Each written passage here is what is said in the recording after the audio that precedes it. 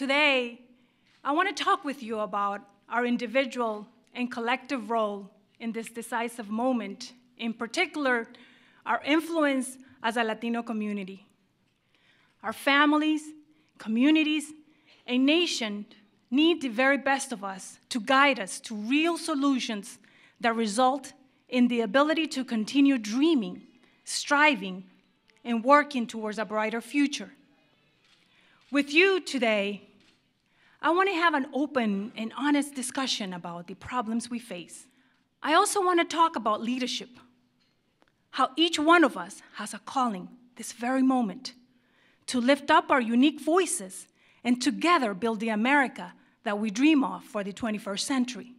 When I came on board with NHCOA, the aging field was thriving, talking about the growing aging wave, how we must work to strengthen the aging network to be able to adequately serve the increasing number of seniors in the country, how we must prepare for the reality which we're experiencing today. I am sure you know that since the start of 2011, and for the next 18 years, an average of 11,000 people will turn 65 years old every day in the United States. In particular, the percentage of Hispanic older adults will increase sixfold, from 7% to 20%. So what do these numbers mean to us as young professionals, as parents, as field experts, as advocates, and as older adults? In order to get a more accurate picture of how the growth of the U.S. diverse aging population impacts us both today and in the future, NHCOA traveled to different regions of the country to take the pulse of the community. Through the Promoting Communities of Success regional meetings NHCOA holds to educate Latinos about the civic process, we heard from hundreds of community members about their concerns. Many are living on the outer edges and in the dark corners of our society, facing significant challenges in all indicators of well-being, economic security, health, and housing. In California, Florida, and Texas, older adults talked about going to bed hungry because they only ate one meal a day. Many have to negotiate between basic necessities because their limited budgets don't allow them to cover all their needs. I spoke to a woman in California, for example, who received her Social Security check totaling $841 per month. Out of this check, she had to pay $810 in rent. You can do the math. The Hispanic older adults we met also talked about extreme high burdens of housing cost. Many also talked about living in unsafe neighborhoods, being forced to move in with adult children because of economic demands, or having deplorable housing conditions. Social Security and housing are just the tip of the iceberg. As you know, Hispanic older adults face a number of health inequities. These severe issues not only affect our elders, they are issues that impact our entire community.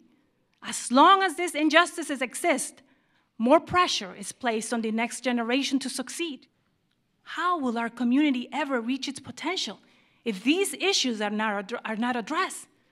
Cuts in critical programs like Medicare, Social Security, and Medicaid may be felt more severely by us in the not-too-distant future among generations to come if we're not smart as a unified voice.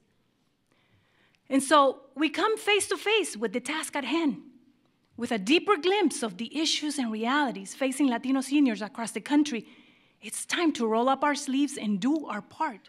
And so we must nurture our leadership to not only be our own, but to be a role model of which we can be proud, a positive leadership that is sincere, engaging, and reflects our interconnectedness as families, communities, and a country. Many have pledged to join their voices and tell their story on behalf of their communities. They have made the investment to sharpen their skills through the NHCOA Empowerment and Civic Engagement Training and are dedicated to stand up and do their part in spreading positive change as part of our national leadership network. They are our NHCOA líderes. These are active leaders in the community who go above and beyond what is expected to make life a little bit better for our seniors. I'd like to take a moment to ask the NHCOA líderes with us today to please stand up so we can give them a hand. NHCOA's footprint impact and influence is directly proportional to your leadership and support. So we thank you for your commitment, dedication, and passion. And I also want to take this moment to urge each of you, our leaders, to work together, help each other, and send the elevator down so that others can rise. We must help and serve without expecting anything in return for ourselves. Our communities and nation needs us. What we all have been doing is of immeasurable importance. But now, at this moment in history, I want to ask all of us to do more in ways that align our efforts for a greater impact. We are in a position to use our knowledge and our numbers to shape the course and future of our country.